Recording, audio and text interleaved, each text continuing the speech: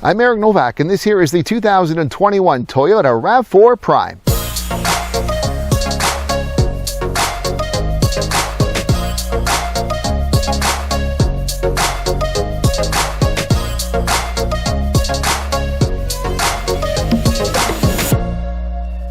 Despite the fact that Toyota was the first to bring a hybrid vehicle to North America way back in 1997 with the first generation Prius, the company's really been sort of slow to get into the electrification game overall. I mean, they do hybrids, and nobody sells more hybrids than Toyota and Lexus do combined. There's just nobody that comes close. But when it gets beyond just pure hybrid electric vehicles into the plug-ins or full electrics, there's really been a bit of a gap between Toyota and the others. But that's changing because Toyota is now getting more into the electrification strategy. Of course, up until now, they've only had the Prime version as a plug-in hybrid of the Prius, but they have recently announced that they're really going to get into a greater commitment. They say by 2025, they want to have an electrified option for every vehicle that they sell their entire lineup.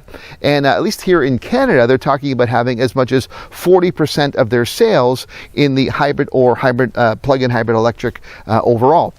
Part of that strategy comes with launching their next plug-in hybrid vehicle, and it happens to be a variant of their most popular selling vehicle in North America, that being the RAV4. This here is the 2021 Toyota RAV4 Prime. So it is the 7th generation of the RAV4, and this is the 3rd variant of this RAV4 that is now available. We have the traditional internal combustion, the 2.5-liter 4-cylinder engine. Earlier this year, we saw the launch of the RAV4 Hybrid, and now we have the RAV4 Prime, which will be coming out gradually over time as a 2021 model. It's pretty exciting, and there's a lot of buzz about this vehicle, so we're going to check it out. While the Prius and the Prius Prime are very distinctively styled vehicles, I mean, you're making a statement when you're driving a Prius. This RAV4 Prime looks just like pretty much all the other RAV4s, with a couple of unique exterior design changes. On the front end, there is a unique LED daytime running light. We have 19-inch wheels that are on this RAV4 Prime that are unique, and they're 235s as well. So, you know, this vehicle is designed to go on trails, and certainly with these tires, you'd be able to do that. You have plug-in hybrid badging. There's here on the front quarter panel, and there is the RAV4 Prime on the rear tailgate badging. On the XSE trim, which is the top level trim, you've also got the blacked out roof, which is a really neat contrast. I mean, this vehicle looks pretty sharp overall in a two-tone color. There's actually a fire engine red color that's unique to the RAV4 Prime as well, which looks pretty cool. I mean, obviously, you'll also see you've got actually two doors here on the back, one for your gas tank, and then this side is where you would plug in. You've got your 240 charger there as well. But overall, it looks just like a regular RAV4 would, and I think that's part of the purpose as well. You're not trying to make a, hey, look at me statement when driving this RAV4. You want to be more mainstream, just with a more powerful and environmentally friendly hue to it. Sure, this RAV4 Prime is an environmentally friendly vehicle, but it's also a performance-oriented vehicle as well. And I think Toyota is doing a pretty good job in also reminding people about the power potential and performance capabilities of this RAV4 Prime. You see, when you take the 2.5-liter 4-cylinder Atkinson cycle engine and its 177 horsepower, which is standard in all RAV4s, but then when you add to it the two permanent magnet synchronous AC generators, you combine it with an 18.1 kilowatt lithium battery pack, and now you've got the power output that really puts it in performance categories with 302 overall net horsepower. This vehicle is said to go 0 to 100 kilometers an hour, which is 62 miles per hour, in about 6 seconds. So that makes it the second fastest Toyota in the lineup, next to the GR Supra. And there's actually even more performance capabilities with electrification, because there's a third electric motor in the back, which is attached to the rear wheels, which then allows for all-wheel drive capability, but electronic and optional. Sort of, it's automatic. There's no transfer case here. So what happens is that third motor is activated when necessary by the computer for all-wheel drive capabilities. So this combination is more than just environmentally friendly attributes. It's about performance and great overall handling and safety as well with all-wheel drive.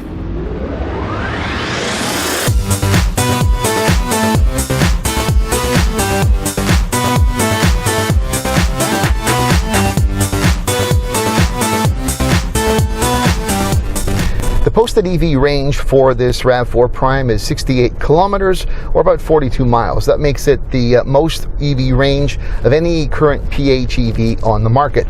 Now, in my daily overnight recharges every morning when I've been checking it in the week that I've had this, I've pretty much been right on the mark. I think I got to 70 kilometers one day, but it's basically right on.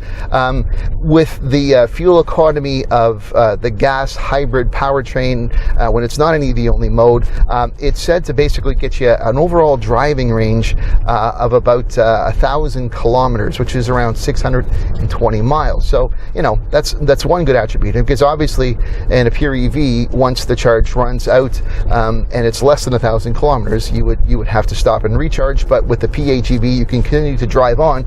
Not that I've ever been able to drive 1,000 kilometers in one shot on my own, but I mean, if that's what you're trying to do, you can do it here. Now, if you do have to recharge, this RAV4 Prime has a 6.6 kilowatt hour onboard charger. So if you're using a level 2 240 charge, you'd be able to do empty to full in, well, under 3 hours.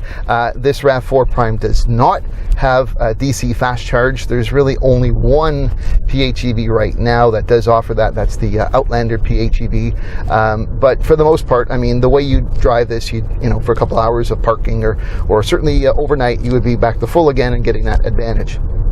Most of the interior of the RAV4 Prime works for me. I mean, it's your standard RAV4 layout. The only exceptions would be certain readouts you can get to monitor the consumption or the power distribution between battery and gas engine. But the one thing that still annoys me, and it's not just the RAV4 thing, I got a number of Toyota vehicles where this bugs me. There is a wireless charging system here, but I have to tell you, I continue to struggle with wireless charging with these units, especially in this RAV4. I have a Samsung S10, and I just can't seem to get this charger to stay connected all the time.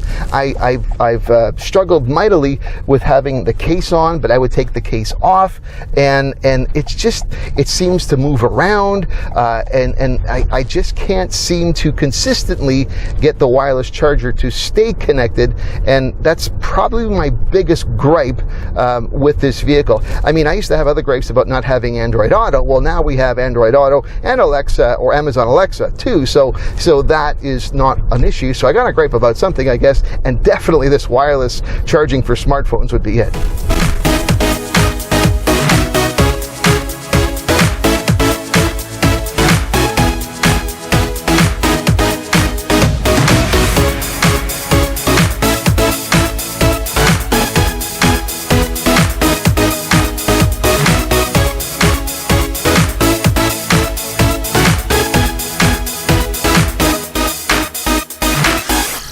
By introducing a plug-in hybrid variant of their most popular vehicle in North America, Toyota certainly seems to be sending a strong signal that they're finally ready to get more into electrification than the long list of hybrids that they've been running for so many years. They have a really strong entrant here with the launch of this RAV4 Prime. It is everything a RAV4 is expected to be and customers want it to be. Just the added bonus now is you have 70 kilometers or 42 miles of EV-only driving and great fuel economy overall. The only problem I see so far is availability. For as much as this is a popular vehicle and the demand and buzz for it is really high, you almost can't buy it right now. If you're here in Canada, that's only available in limited quantities in one province only, that is Quebec, and we're looking at a rollout not until early next year. If you place a down payment on now, you're probably looking at 2022 before you're actually in one. So Toyota, you've done the right thing by building this vehicle. Now people won't come unless you build more of them. That's it for this review. I'm Eric Novak. Thanks for watching. There's plenty of ways for you to keep connected with me, so check out some of my social media links, suggested videos, and I'd really love it if you subscribe to my YouTube channel.